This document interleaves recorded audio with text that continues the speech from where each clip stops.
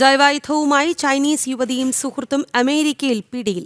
Chinese വനിത യുൻക്വിങ് ജിയാനും Sung ഗ്യോങ് ലിയുമാണ് പിടിയിലായത്. FBI director cash Patel ഇക്കാര്യം സ്ഥിരീകരിച്ചു.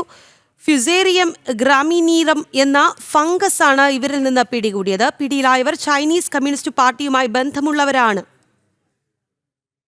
ചൈനീസ് കമ്മ്യൂണിസ്റ്റ് പാർട്ടിയുമായി ബന്ധമുള്ള രണ്ടുപേരാണ് യുൻക്വിങ് ജിയാനും സൂൺ യോങ് ലിയും. ഫ്യുസേറിയം ഗ്രാമിനീറം എന്ന ഫംഗസാണ് ഇവർ കടത്തിയത്. 2 ചൈന സ്വദേശികളെ പിടികൂടിയതായി ഫെഡറൽ ബ്യൂറോ ഓഫ് ഇൻവെസ്റ്റിഗേഷൻ മേധാവി ക്യാഷ് പട്ടേൽ ഔദ്യോഗികമായി അറിയിച്ചു. ജൈവായുധമായി പ്രയോജനപ്പെടുത്തുന്ന ഫംഗസുകളുടെ പട്ടികയിലാണ് ഇവയെ ഉൾപ്പെടുത്തിയിരിക്കുന്നത്. ഡിട്രോയിറ്റ് വിമാനത്താവളം വഴിയാണ് ജൈവായുധം കടത്തിക്കൊണ്ടുവന്നത്. ഗവേഷണാവശ്യത്തിനായി ഫ്യുസേറിയം ഗ്രാമിനീറം എന്ന മാരക ജൈവായുധം കടത്തിക്കൊണ്ടുവന്നു എന്നാണ് പിടിയിലായവരുടെ ഭാഷ്യം. Customs and border protection office യൂണിറ്റുകളുടെ കാര്യക്ഷമമായ ഇടപെടലോടെയാണ് കള്ളക്കടത്ത് പിടികൂടാനായത്. ബാർലി, ഗോതമ്പ്, അരി തുടങ്ങിയ വിളകളെ നശിപ്പിക്കുന്നതാണ് ഫ്യുസേറിയം ഗ്രാമിനീറം. ധാന്യവർഗ്ഗങ്ങളിൽ ഹെഡ് ബ്ലൈറ്റ് രോഗമുണ്ടാക്കുന്ന മാരക കുമിൾ ആണിത്. വൻതോതിൽ കാർഷിക നാശമുണ്ടാക്കുന്നതിനു പുറമെ മനുഷ്യന്റെ കരൾ, ദഹനവ്യവസ്ഥ എന്നിവയെയും പ്രത്യുൽപാദന അവയവങ്ങളെയും ഫംഗസ് ബാധിക്കും. പിടിയിലായ 2 പേരെയും കോടതിയിൽ ഹാജരാക്കി.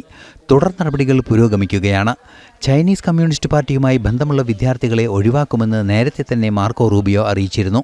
അമേരിക്കയുടെ ആരോഗ്യത്തെയും സമ്പത്തിനെയും പൂർണ്ണമായും നശിപ്പിക്കുക എന്ന ലക്ഷ്യത്തോടെയാണ് ഫംഗസ് എത്തിച്ചത് എന്നാണ് അധികാരികൾ കണക്കാക്കുന്നത്. ഇന്റർനാഷണൽ ഡെസ്ക്, ജനം.